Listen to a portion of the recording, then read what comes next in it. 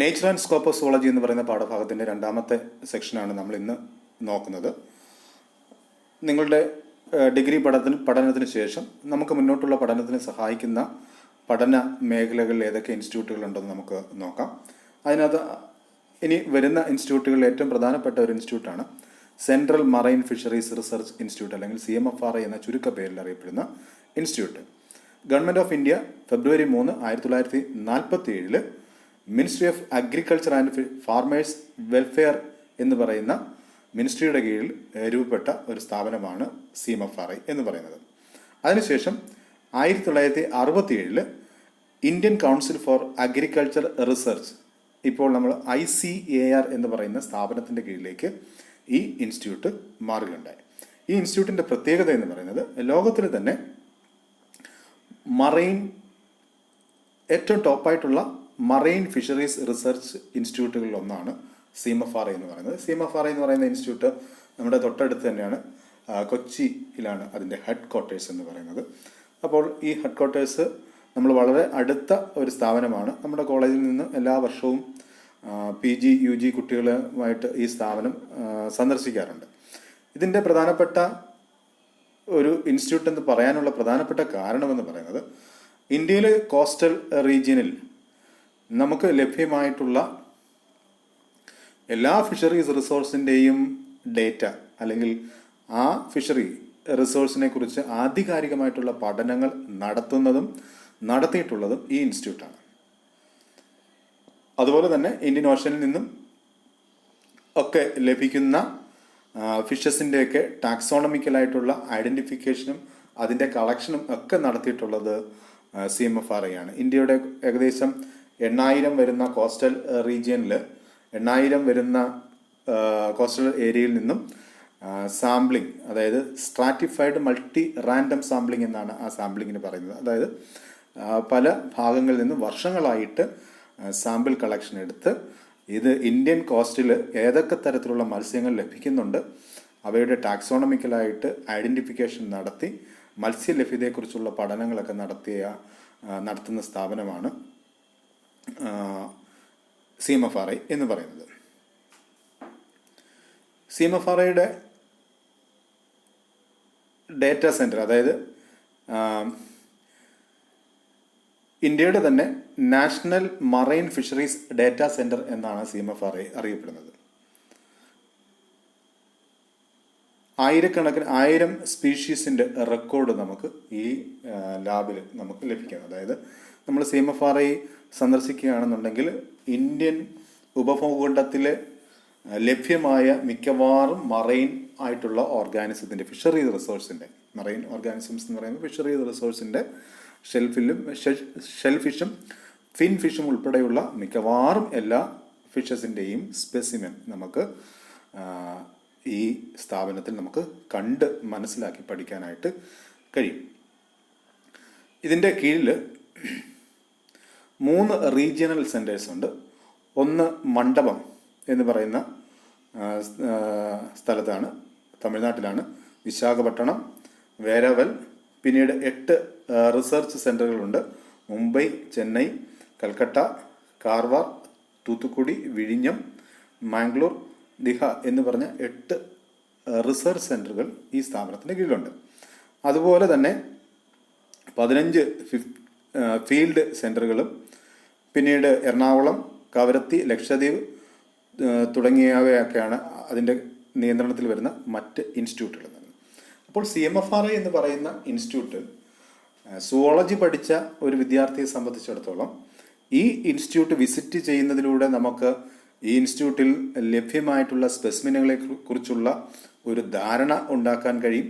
അതിൻ്റെ സയൻറ്റിഫിക് നെയിമുകൾ, അല്ലെങ്കിൽ നമ്മൾ പുസ്തകത്തിൽ പഠിച്ചിട്ടുള്ള മത്സ്യങ്ങളെക്കുറിച്ചും ഷെൽഫിഷിനെക്കുറിച്ചും ഒക്കെയുള്ള ഡയറക്റ്റ് ആയിട്ടുള്ള ഒരു ഇൻഫർമേഷൻ നമുക്ക് ലഭിക്കും. ഒന്ന്, ഇത് കൂടാതെ ഈ സ്ഥാപനത്തിൽ റിസർച്ച് ഫെസിലിറ്റീസ് ഉണ്ട്. അതായത് ഇന്ത്യ ഗവൺമെൻറ്റിൻ്റെ ഏറ്റവും പ്രധാനപ്പെട്ട ഒരു ഇൻസ്റ്റിറ്റ്യൂട്ടാണ് ഈ CMFRI എന്ന് പറയുന്നത്. അതുകൊണ്ട് തന്നെ ധാരാളം റിസർച്ച് പ്രോജക്റ്റുകൾ ഫിഷറീസ് റിസോഴ്സുമായിട്ട് ബന്ധപ്പെട്ട് ഈ സ്ഥാപനത്തിൽ നടക്കുന്നുണ്ട്.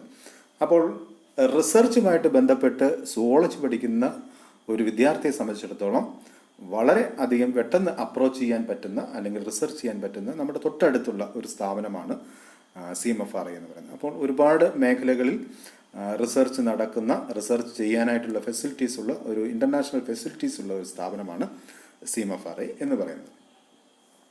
ഇനി അടുത്തത് Rajiv Gandhi centre for biotechnology, RGCB എന്നാണ് അതിൻ്റെ ചുരുക്കപ്പേര്.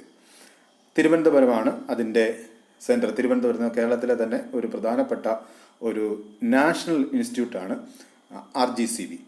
RGCB ആദ്യം സ്റ്റേറ്റ് ഗവൺമെൻറ്റിൻ്റെ കീഴിലാണ്, Kerala state council for science technology എന്ന് പറയുന്ന സ്ഥാപനത്തിൻ്റെ കീഴിലായിരുന്നു ഇത് ആദ്യം പ്രവർത്തിച്ചിരുന്നത്. എന്നാൽ 2002 November 18 doctor APJ Abdul Kalam ഇത് ഇന്ത്യക്ക് സമർപ്പിച്ചു. അതായത് ഒരു ഇന്ത്യൻ അല്ലെങ്കിൽ നാഷണൽ ഇൻസ്റ്റിറ്റ്യൂട്ടായിട്ട് ഉയർത്തപ്പെട്ട കേരളത്തിലെ വളരെ പ്രധാനപ്പെട്ട ഒരു സ്ഥാപനമാണ് RGCB എന്ന് പറയുന്നത്. RGCBയിൽ പ്രധാനമായിട്ടും 8 മേഖലകളിലാണ് റിസർച്ച് നടക്കുക. Cancer research, then cardio vascular ഡിസീസും ഡയബറ്റീസ് ബയോളജി തുടങ്ങിയ മേഖലകളിൽ, pathogen biology, regenerative biology, plant biotechnology, disease biology, neuro biology, reproduction biology, inter disciplinary biology, ഇങ്ങനെ 8 പ്രധാന മേഖലകളിൽ ഒരുപാട് റിസർച്ച്, ധാരാളം റിസർച്ച് നടക്കുന്ന ഒരു സ്ഥാപനമാണ് ഈ RGCB എന്ന് പറയുന്നത്. അപ്പോൾ RGCBയിൽ സുവോളജി പഠിച്ച ഒരു വിദ്യാർത്ഥിയെ സംബന്ധിച്ചിടത്തോളം റിസർച്ച് ചെയ്യാനായിട്ട്, അതായത് യൂണിവേഴ്സിറ്റി UGCയുടെ ഫെലോഷിപ്പൊക്കെ, UGC JRF ഫെലോഷിപ്പ് വാങ്ങിച്ച ധാരാളം സുവോളജി പഠിച്ച വിദ്യാർത്ഥികൾ എന്ത് ചെയ്യുന്നുണ്ട്, നമ്മുടെ തിരുവനന്തപുരത്ത് തന്നെയുള്ള ഈ സ്ഥാപനത്തിൽ റിസർച്ച് ചെയ്യുന്നുണ്ട്. അപ്പോൾ ആ സ്ഥാപനത്തിൽ റിസർച്ച് ചെയ്താൽ ഒരു ഇൻ്റർനാഷണൽ ഫെസിലിറ്റി, ധാരാളം ഇൻ്റർനാഷണൽ ഫെസിലിറ്റീസ് ഉള്ള ഒരു സ്ഥാപനമാണ്, ഒരു നാഷണലൈസ്ഡ് സ്ഥാപനമാണ് RGCB എന്ന് പറയുന്നത്. അതുകൊണ്ട് തന്നെ ഇത്തരം സ്ഥാപനങ്ങളിൽ റിസർച്ച് ചെയ്യുക എന്ന് പറയുന്നത് തന്നെ മറ്റ് സ്ഥലങ്ങളിൽ, അതായത് പെട്ടെന്ന് തന്നെ മറ്റ് സ്ഥലങ്ങളിലേക്ക് ജോലി കിട്ടാനും അല്ലെങ്കിൽ പുറത്തേക്ക് അല്ലെങ്കിൽ മറ്റു രാജ്യങ്ങളിലേക്കൊക്കെ ഈ റിസർച്ചിൻ്റെ ഭാഗമായിട്ട് ഓപ്പർച്യൂണിറ്റീസ് കിട്ടാനൊക്കെയുള്ള ധാരാളം അവസരം ഉള്ള ഒരു സ്ഥാപനമാണ് RGCB എന്ന് പറയുന്നത്.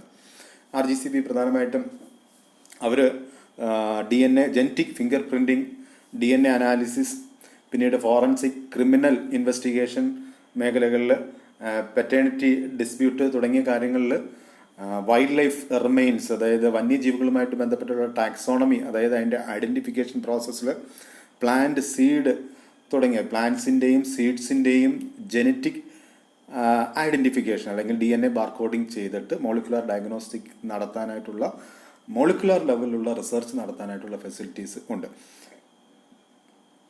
ഇനി RGCB ഇത് കൂടാതെ it is also a major provider for laboratory and infrastructure service to other academic and research institutions. RGCB അങ്ങനെ ഒരു ഫെസിലിറ്റി കൂടി മറ്റ് അക്കാഡമിക് ഇൻസ്റ്റിറ്റ്യൂഷനുകൾക്ക് പ്രൊവൈഡ് ചെയ്യുന്നുണ്ട്. അതായത് laboratory and infrastructure service. Laboratory service എന്ന് പറഞ്ഞാൽ മറ്റ് ഇൻസ്റ്റിറ്റ്യൂട്ടുകളിൽ റിസർച്ച് ചെയ്യുന്ന വിദ്യാർത്ഥികൾക്ക് അല്ലെങ്കിൽ റിസർച്ച് സ്കോളേഴ്സുകൾക്ക് ഈ സ്ഥാപനത്തിൽ സ്റ്റൈപ്പൻഡോടുകൂടി അല്ലെങ്കിൽ ഒരു നിശ്ചിത കാലയളവിൽ അവരുടെ വർക്ക് അല്ലെങ്കിൽ അവരുടെ പ്രോജക്റ്റിന് RGCBയിലെ ഏതെങ്കിലും പ്രോജക്റ്റുമായിട്ട് ചേർന്ന് അസോസിയേറ്റ്ഷിപ്പ് അല്ലെങ്കിൽ ചേർന്ന് പ്രവർത്തിക്കാനായിട്ടുള്ള ഫെലോഷിപ്പുകളൊക്കെ ഈ സ്ഥാപനം നൽകുന്നുണ്ട്. അപ്പോൾ പി ജിക്ക് പഠിക്കുന്ന ഒരു വിദ്യാർത്ഥിയെ സംബന്ധിച്ചിടത്തോളം, അതായത് സുവോളജി PGക്ക് പഠിക്കുന്ന ഒരു വിദ്യാർത്ഥിയെ സംബന്ധിച്ചിടത്തോളം PGക്ക് ഡെസർട്ടേഷൻ, PGക്ക് ഒരു ഡെസർട്ടേഷൻ ചെയ്യേണ്ട ആവശ്യമുണ്ട്. അപ്പോൾ ഡെസർട്ടേഷനുമായിട്ട് ബന്ധപ്പെട്ടുള്ള വർക്കുകൾ നമുക്ക് പുറത്തു പോയി ഇത്തരം സ്ഥാപനങ്ങളിൽ പോയി ചെയ്യാനായിട്ട് പറ്റും. അവർ അത്തരം സ്ഥാപനങ്ങളിൽ 2-3 മാസം നമുക്ക് ഒരു ഇൻറ്റേൺഷിപ്പ് പോലെ അല്ലെങ്കിൽ പ്രോജക്റ്റ് ചെയ്യാനുള്ളൊരു അവസരം RGCB പ്രൊവൈഡ് ചെയ്യുന്നുണ്ട്. ഈ സമയത്ത് ഫെലോഷിപ്പ്, അതായത് ഒരു നിശ്ചിത ഫെലോഷിപ്പ് കുട്ടികൾക്ക്, വിദ്യാർത്ഥികൾക്ക് ഇൻസെൻറ്റീവായിട്ട് നമുക്ക് ലഭിക്കുകയും ചെയ്യും. അപ്പം ഡിഗ്രി കഴിഞ്ഞാൽ PG പഠിക്കുന്ന സമയത്ത് തന്നെ നമുക്ക് RGCBയുമായിട്ട് ബന്ധപ്പെട്ട് പ്രവർത്തിക്കാനായിട്ടുള്ള ഒരു അവസരം അവർ പ്രൊവൈഡ് ചെയ്യുന്നുണ്ട്. ലബോറട്ടറി ഫെസിലിറ്റീസ് പ്രൊവൈഡ് ചെയ്യുന്നുണ്ട്. പിന്നെ ഇൻഫ്രാസ്ട്രക്ചർ, അതായത് മറ്റ് സ്ഥാപനങ്ങളിൽ ലാബുകൾ സ്ഥാപിക്കാനായിട്ടുള്ള പ്രൊവിഷൻസ് അല്ലെങ്കിൽ അവരുടെ സർവീസ്, അതായത് ഏത് തരത്തിലാണ് ലാബുകൾ സ്ഥാപിക്കേണ്ടത്, അതിന് വേണ്ടുന്ന ഇൻസ്ട്രുമെൻറ്റുകൾ എന്തൊക്കെയാണ്, അങ്ങനെയുള്ള സർവീസുകളൊക്കെ RGCB പ്രൊവൈഡ് ചെയ്യുന്നുണ്ട്. ഇനി മറ്റൊരു പ്രധാനപ്പെട്ട ഇൻസ്റ്റിറ്റ്യൂട്ടാണ് the institute for stem cell and regenerative medicine, INSTEM എന്നാണ് അതിൻ്റെ ചുരുക്കപ്പേര്. 2008 ബാംഗ്ലൂരിലാണ് ഇത് സ്ഥാപിതമായ ഡിപ്പാർട്ട്മെൻറ്റ് ഓഫ് ബയോടെക്നോളജിയുടെ കീഴിൽ, അതായത് സെൻട്രൽ ഗവൺമെൻറ്റിൻ്റെ കീഴിൽ വരുന്ന ഡിപ്പാർട്ട്മെൻറ്റ് ഓഫ് ബയോടെക്നോളജിയുടെ കീഴിൽ വരുന്ന ഒരു സ്ഥാപനമാണ്. സ്റ്റെം സെൽ റിസർച്ചിന് പ്രൊമോട്ട് ചെയ്യുക എന്നുള്ളതാണ് ഈ സ്ഥാപനത്തിൻ്റെ ഫംഗ്ഷൻ അല്ലെങ്കിൽ പ്രധാനപ്പെട്ട ഉദ്ദേശം. സ്റ്റെം സെല്ലുമായിട്ട് ബന്ധപ്പെട്ടുള്ള റിസർച്ച്. സ്റ്റെം സെൽ റിസർച്ച് എന്ന് പറയുന്നത് ഇപ്പോൾ വൈദ്യശാസ്ത്രത്തെ ഏറ്റവും നൂതനമായിട്ടുള്ള റിസർച്ചുകൾ നടക്കുന്ന ഒരു മേഖലയാണ് stem cell research. Stem cell എന്ന് പറഞ്ഞാൽ നമ്മളുടെ ടോട്ടിപ്പൊട്ടൻ്റായിട്ടുള്ള സെല്ലിനെയാണ് സ്റ്റെം സെൽ എന്ന് പറയുന്നത്, അല്ലെങ്കിൽ നമ്മൾ സൈഗോട്ടിൽ രൂപപ്പെടുന്ന സെല്ലിനെയാണ് സ്റ്റെം സെൽ എന്ന് പറയുന്നത്. ഈ സ്റ്റെം സെല്ലിന് ശരീരത്തിൽ ഏത് സെല്ലായിട്ട് മാറാനായിട്ടുള്ള കഴിവുണ്ട്. അപ്പോൾ പ്രധാനമായിട്ടും ഓപ്പറേഷൻ, അതായത് ന്യൂറോളജിക്കലായിട്ടുള്ള ഓപ്പറേഷൻസ് അല്ലെങ്കിൽ ന്യൂറോളജിക്കലായിട്ടുള്ള പ്രശ്നങ്ങളിൽ, അതായത് സ്ട്രോക്ക് വരിക, അല്ലെങ്കിൽ തളർവാദം വരിക, അല്ലെങ്കിൽ ഏതെങ്കിലും ഓർഗൻസ് വെച്ച് പിടിപ്പിക്കുക, അങ്ങനെയൊക്കെയുള്ള കേസിൽ സ്റ്റെം സെല്ലുമായിട്ട് ബന്ധപ്പെട്ടുള്ള ഒരുപാട് റിസർച്ചുകൾ അത്തരം മേഖലകളിൽ നടക്കുന്നുണ്ട്. അപ്പം സ്റ്റെം സെൽ റിസർച്ച് വളരെ റീസെൻ്റ് ആയിട്ടുള്ള ഒരുപാട് ഡെവലപ്മെൻറ്റ് നടക്കുന്ന ഒരു മേഖലയാണ് സ്റ്റെം സെൽ റിസർച്ച് എന്ന് പറയുന്നത്. ബാംഗ്ലൂർ ആസ്ഥാനമായിട്ടുള്ള ഈ സ്ഥാപനത്തിൽ റിസർച്ച് ചെയ്യാനായിട്ടുള്ള ഫെസിലിറ്റി, അതായത് സുവോളജി പഠിച്ച വിദ്യാർത്ഥികൾക്കാണ് ഏറ്റവും കൂടുതൽ ഓപ്പർച്യൂണിറ്റി ഇത്തരം മേഖലകളിൽ നമുക്ക് ലഭ്യമാകുന്നത്. അപ്പോൾ അത്തരത്തിലുള്ള വളരെ പ്രധാനമായിട്ടുള്ള ഒരു നാഷണൽ ഇൻസ്റ്റിറ്റ്യൂട്ടാണ് INSTEM എന്ന് പറയുന്നത്. ബാംഗ്ലൂർ ആസ്ഥാനമായിട്ട് ഉള്ള ഇൻസ്റ്റിറ്റ്യൂട്ടാണ്. ഇനി നമുക്ക് ഏറെ പരിചിതമായിട്ടുള്ളൊരു ഇൻസ്റ്റിറ്റ്യൂട്ടാണ് IISc, Indian institute of science എന്ന് പറയുന്നത്. ഇതും ബാംഗ്ലൂരാണ് ഇതിൻ്റെ ആസ്ഥാനം എന്ന് പറയുന്നത്. 1909 ഇത് സ്ഥാപിതമായത്. ജംഷഡ്ജി ടാറ്റയും കൃഷ്ണരാജ വോഡയാർ ഫോറും കൂടെ ചേർന്നിട്ടാണ് ഇത് സ്ഥാപിച്ചത്. ഇതിന് നേരത്തെ അറിയപ്പെട്ടിരുന്നത് ടാറ്റ ഇൻസ്റ്റിറ്റ്യൂട്ട്, ഇപ്പോഴും ടാറ്റ ഇൻസ്റ്റിറ്റ്യൂട്ട് എന്നറിയപ്പെടുന്ന ഒരു സ്ഥാപനമാണ് ഇത് പിന്നീട് ഡീംഡ് യൂണിവേഴ്സിറ്റി ആയിട്ട് 1958 അതിന് ഒരു സ്ഥാനപ്പേര് അല്ലെങ്കിൽ ഡീംഡ് യൂണിവേഴ്സിറ്റി ആയിട്ട് അത് മാറ്റപ്പെട്ടു. പിന്നീട് എമിനൻസ് സ്റ്റാറ്റസ് 2018 എമിനൻസ് സ്റ്റാറ്റസ് കിട്ടിയ ഒരു സ്ഥാപനമാണ് IISc. ഡീംഡ് യൂണിവേഴ്സിറ്റി എന്ന് പറഞ്ഞാൽ അന്താരാഷ്ട്ര നിലവാരം പുലർത്തുന്ന സ്ഥാപനങ്ങൾക്ക് ഇന്ത്യയിൽ കൊടുക്കുന്ന ഒരു പദവിയാണ് ഡീംഡ് യൂണിവേഴ്സിറ്റി എന്ന് പറയുന്നത്. അന്താരാഷ്ട്ര നിലവാരം, അതായത് വിദ്യാഭ്യാസ മേഖലയിൽ അല്ലെങ്കിൽ റിസർച്ച് മേഖലയിൽ അല്ലെങ്കിൽ ആ സ്ഥാപനം നടത്തുന്ന ഏത് മേഖലയിലാണോ ആ മേഖലയിൽ റിസർച്ച് വിദ്യാഭ്യാസം മേഖലയിൽ അന്താരാഷ്ട്ര നിലവാരം പുലർത്തുന്ന ഇന്ത്യയിലെ വളരെ ചുരുക്കം സ്ഥാപനങ്ങളിലൊന്നാണ് എന്ന് പറയുന്നത് IISc എന്ന് പറയുന്നത്. അപ്പം അങ്ങനെ ഉള്ള സ്ഥാപനങ്ങൾക്ക് കൊടുക്കുന്ന ഒരു പദവിയാണ് എന്നത് ഡീംഡ് എന്ന് പറയുന്ന പദവി. അങ്ങനെ പദവി ലഭിച്ച അപൂർവ സ്ഥാപനങ്ങളിലൊന്നാണ് IISc ബാംഗ്ലൂർ എന്ന് പറയുന്നത്. ഇനി അടുത്തത്, ഈ IISc ബാംഗ്ലൂരിൽ നമുക്ക് നേരത്തെ RGCBയിലും ഒക്കെ അല്ലെങ്കിൽ CMFRയിലൊക്കെ ലഭ്യമായതുപോലെ റിസർച്ച് ചെയ്യാനായിട്ടുള്ള ഓപ്പർച്യൂണിറ്റി ഉണ്ട്. ദെൻ ഇൻ്റഗ്രേറ്റഡ് PhD, അതായത് UG കഴിഞ്ഞാൽ നിങ്ങളിപ്പോൾ പഠിച്ചുകൊണ്ടിരിക്കുന്ന UG കഴിഞ്ഞാൽ PGയോടൊപ്പം തന്നെ PhDയും എടുക്കാനായിട്ട് PhD കോഴ്സും ചെയ്യാനായിട്ടുള്ള പ്രോഗ്രാമുകളൊക്കെ, ധാരാളം പ്രോഗ്രാമുകൾ പല മേഖലകളിൽ, അതായത് സുവോളജി മാത്രമല്ല അപ്ലൈഡ് സുവോളജിയുടെ മറ്റ് ബ്രാഞ്ചസിലൊക്കെ ഈ സ്ഥാപനം നമുക്ക് ഓപ്പർച്യൂണിറ്റി പ്രൊവൈഡ് ചെയ്യുന്നുണ്ട്. ഇനി മറ്റൊരു സ്ഥാപനമാണ് നമ്മളുമായിട്ട് ബന്ധപ്പെട്ട മറ്റൊരു സ്ഥാപനമാണ് NII, national institute of immunology എന്ന് പറയുന്നത്. 1981 ജൂൺ 24 സ്ഥാപിതമായത്. ഇമ്മ്യൂണോളജിയുമായിട്ട് ബന്ധപ്പെട്ട, അതായത് ഇമ്മ്യൂൺ റിസർച്ചുമായിട്ട് ബന്ധപ്പെട്ടുള്ള പ്രോഗ്രാമുകളാണ് അല്ലെങ്കിൽ റിസർച്ചാണ് ഇവിടെ നടക്കുക. രോഗപ്രതിരോധ സംവിധാനവുമായി ബന്ധപ്പെട്ടുള്ള പഠനങ്ങൾ, റിസർച്ചുകൾ, ഡിസീസുമായിട്ട് ബന്ധപ്പെട്ടുള്ള പഠനങ്ങളൊക്കെയാണ് ഈ സ്ഥാപനത്തിൽ നടക്കുക. പ്രധാനമായിട്ടും infection and immunity, molecular design, gene regulation, reproduction and development തുടങ്ങിയ മേഖലകൾ. അപ്പം നമുക്കറിയാം ഇപ്പോഴത്തെ ഒരു സാഹചര്യത്തിൽ രോഗപ്രതിരോധ സംവിധാനവുമായി ബന്ധപ്പെട്ട് ഒരുപാട് ഓപ്പർച്യൂണിറ്റി അല്ലെങ്കിൽ ഒരുപാട് കാര്യങ്ങൾ ചെയ്യാൻ കഴിയുന്ന ഒരു സ്ഥാപനമാണ് NII എന്ന് പറയുന്നത്. അപ്പോൾ ഈ ഒരു സ്ഥാപനത്തിൽ നമുക്കും റിസർച്ച് ചെയ്യാനും അല്ലെങ്കിൽ അവരുമായിട്ട് അസോസിയേറ്റ് ചെയ്ത് പ്രവർത്തിക്കാനായിട്ടുള്ള ഓപ്പർച്യൂണിറ്റി ഉണ്ട്. അപ്പോൾ ഒരു അന്താരാഷ്ട്ര നിലവാരം പുലർത്തുന്ന, അന്താരാഷ്ട്ര തലത്തിൽ നമുക്ക് മറ്റ് ഓപ്പർച്യൂണിറ്റികൾ കിട്ടാൻ സാധ്യതയുള്ള ഒരു സ്ഥാപനമാണ് ഇത്. ഇവിടെ നമുക്ക് റിസർച്ച് ചെയ്യാനും ഒക്കെ ഉള്ള അവസരങ്ങൾ അതുണ്ട്. പ്രത്യേകിച്ച് മോളിക്കുലാർ ബയോളജിയിലും ഇമ്മ്യൂൺ ബയോളജിയിലും ബയോകെമിസ്ട്രിയിലും ഒക്കെ അവർ അത്തരം ഫെസിലിറ്റീസ് പ്രൊവൈഡ് ചെയ്യുന്നുണ്ട്. ഇനി മറ്റൊരു സ്ഥാപനമാണ്, നമ്മൾ സുവോളജിയുമായിട്ട് ബന്ധപ്പെട്ട മറ്റൊരു സ്ഥാപനമാണ് CCMB, centre for cellular and molecular biology എന്ന് പറയുന്ന സ്ഥാപനം. അതായത് മോളിക്കുലാർ ബയോളജിയുമായിട്ട് ബന്ധപ്പെട്ട മോഡേൺ സയൻറ്റിഫിക് റിസർച്ചുകൾ നടക്കുന്ന ഒരു സ്ഥാപനമാണ്. മോഡേൺ സയൻറ്റിഫിക് റിസർച്ച് എന്ന് പറയുമ്പം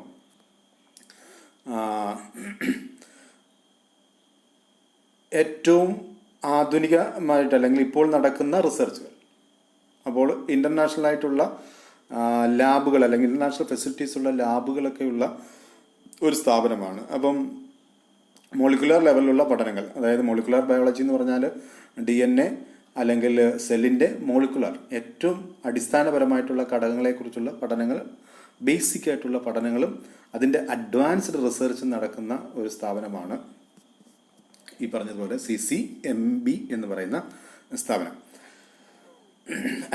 IICTയുടെ ഇന്ത്യൻ ഇൻസ്റ്റിറ്റ്യൂട്ട് ഓഫ് കെമിക്കൽ ടെക്നോളജിയുടെ കീഴിലാണ് ഈ സ്ഥാപനം വരുന്നത്. 1977 ഏപ്രിൽ 1-ാം തീയതിയാണ് ഈ സ്ഥാപനം. ഇതൊരു ഓട്ടോണോമസ്, ഒരു സ്വതന്ത്ര സ്ഥാപനമാണ്, ഓട്ടോണോമസ് സ്ഥാപനമാണ് CCMB എന്ന് പറയുന്നത്. ഇനി CCMBയിൽ ഓൺഗോയിങ് റിസർച്ച് എന്ന് പറയുന്നത് high quality basic research in frontier areas of molecular biology. Molecular ബയോളജിയിലെ ഏറ്റവും നൂതനമായിട്ടുള്ള റിസർച്ചുകൾ നടക്കുന്ന ഒരു സ്ഥാപനമാണ്. ഹൈ ക്വാളിറ്റി ബേസിക് റിസർച്ചുകൾ ഈ സ്ഥാപനത്തിൽ നടത്താറുണ്ട്. അപ്പോൾ ഇതിനകത്ത് പ്രധാനപ്പെട്ട ത്രസ്റ്റ് ഏരിയാസിൽ വരുന്നത് evolution and development, gene regulation in prokaryote and eukaryote, host parasite interactions, membrane biology, protein structure, stem cell biology, neurobiology, bioinformatics, functional genomics, ecology and ecosystem തുടങ്ങിയ ധാരാളം ബേസിക് മേഖലകളിൽ റീസെൻ്റ് ആയിട്ടുള്ള ഡെവലപ്മെൻറ്റിലുള്ള റിസർച്ച് ഈ സ്ഥാപനങ്ങളിൽ നടക്കുന്നുണ്ട്.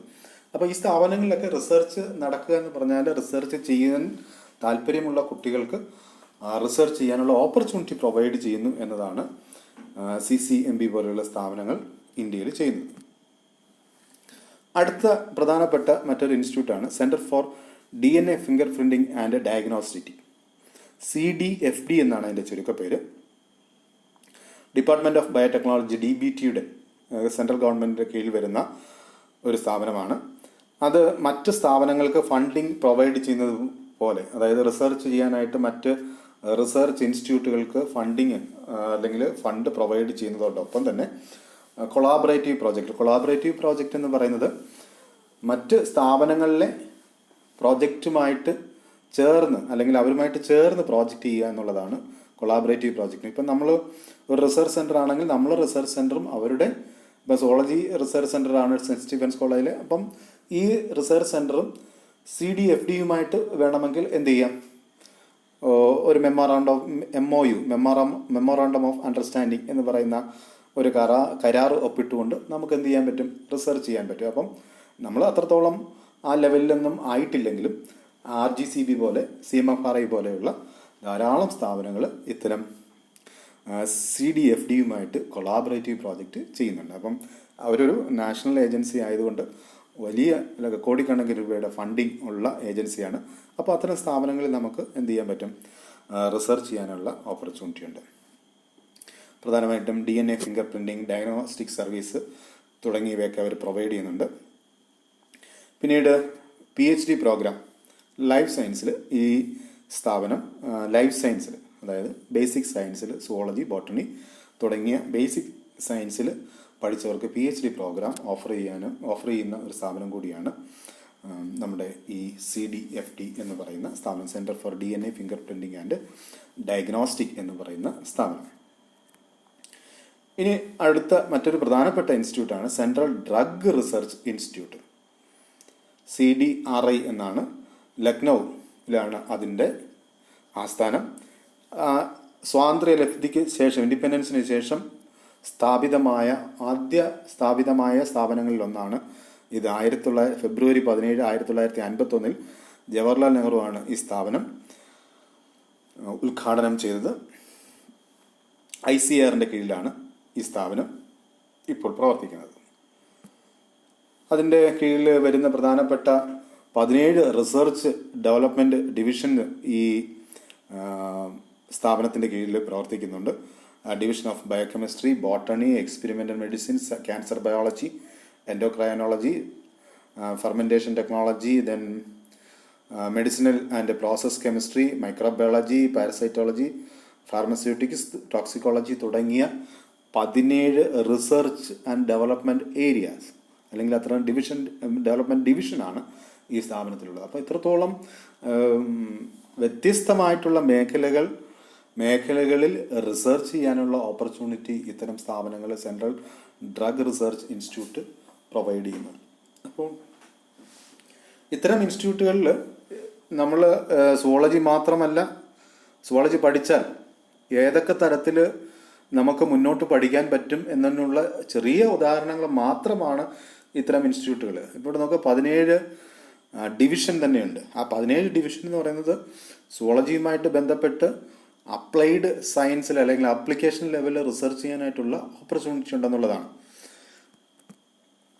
ഇനി ഇത് അവസാനമായിട്ട് നിങ്ങൾക്ക് പഠിക്കേണ്ടത് bio informatics centre and library എന്ന് പറയുന്ന ഭാഗമാണ്. ബയോ ഇൻഫർമാറ്റിക്സ് എന്ന് പറഞ്ഞാൽ ഒരു മൾട്ടി ഡിസിപ്ലിനറി ഫീൽഡാണ്. അതായത് that develops methods and software tools for understanding biological data എന്നാണ് പറഞ്ഞിരിക്കുന്നത്. ബയോ ഇൻഫർമാറ്റിക്സ് നിങ്ങൾ ഈ സെമസ്റ്ററിൽ പഠിച്ച് തുടങ്ങുന്ന ഒരു മേഖലയാണ്.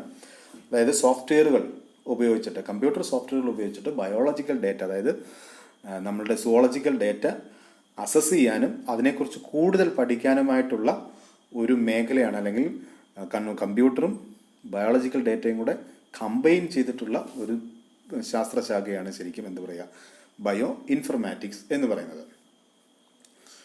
അതായത് കമ്പ്യൂട്ടർ സയൻസും ബയോളജിയും ചേർന്നുള്ള ഒരു സയൻറ്റിഫിക് മേഖലയാണ് ഈ ബയോ ഇൻഫർമാറ്റിക്സ് എന്ന് പറയുന്നത്.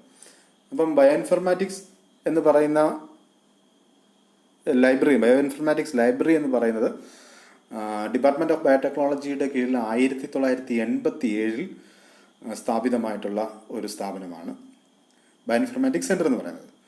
അതായത് അവരുടെ പ്രധാനപ്പെട്ട ഫങ്ഷൻ എന്ന് പറയുന്നത് ഗിവിങ് സപ്പോർട്ട്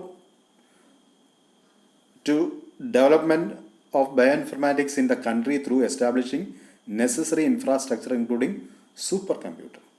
രാജ്യത്തെ വിവിധ സ്ഥാപനങ്ങളിൽ, അതായത് യൂണിവേഴ്സിറ്റികൾ ഉൾപ്പെടെയുള്ള സ്ഥാപനങ്ങളിൽ ബയോ ഇൻഫർമാറ്റിക്സ് ലൈബ്രറി സ്ഥാപിക്കുക എന്നുള്ള ഇതിന് വേണ്ടുന്ന ഫെസിലിറ്റീസ് അല്ലെങ്കിൽ ഇൻഫ്രാസ്ട്രക്ചർ പ്രൊവൈഡ് ചെയ്യുക എന്നുള്ളതാണ് ഡിപ്പാർട്ട്മെൻറ്റ് ഓഫ് ബയോടെക്നോളജിയുടെ കീഴിൽ സ്ഥാപിതമായിട്ടുള്ള ബയോ ഇൻഫർമാറ്റിക്സ് സെൻറ്ററിൻ്റെ പ്രധാനപ്പെട്ട ഉദ്ദേശം എന്ന് പറയുന്നത്. സൂപ്പർ കമ്പ്യൂട്ടർ, പരം പോലെയുള്ള സൂപ്പർ കമ്പ്യൂട്ടർ നിർമ്മിക്കുന്നതിൽ ഈ ബയോ ഇൻഫർമാറ്റിക്സ് സെൻറ്റർ വളരെ പ്രധാനപ്പെട്ട പങ്ക് വഹിച്ചിട്ടുണ്ട്.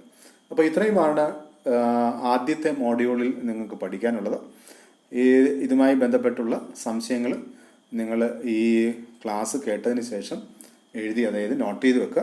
നോട്ട് ചെയ്ത് വെച്ചതിന് ശേഷം നിങ്ങൾ ഞാൻ എടുക്കുന്ന ലൈവ് ക്ലാസ്സിൽ നിങ്ങൾ അത്തരം സംശയങ്ങൾ ചോദിക്കുക. സംശയങ്ങൾ ചോദിച്ച് നമുക്ക് സംശയ നിവാരണം നടത്തി മുന്നോട്ട് പോകാം. അപ്പോൾ നമ്മൾ ഒരു nature and scope of zoology എന്ന് പറയുന്ന ഭാഗത്ത് ഒരു സുവോളജിസ്റ്റിനെ സംബന്ധിച്ചിടത്തോളം ഏതൊക്കെ തരത്തിൽ ഡെവലപ്പ് ചെയ്ത് പോകാം, അല്ലെങ്കിൽ നിങ്ങൾക്ക് എത്രത്തോളം വളരെ വൈഡായിട്ടുള്ള ഒരു ഓപ്പർച്യൂണിറ്റിയാണ് സുവോളജി എന്ന് പറയുന്ന ഒരു പഠന മേഖല നിങ്ങളുടെ മുന്നിൽ തുറന്നിടുന്നത് എന്ന് നിങ്ങൾക്ക് ഈ ചെറിയ ഉദാഹരണങ്ങളിലൂടെ നിങ്ങൾക്ക് മനസ്സിലാക്കാൻ പറ്റും.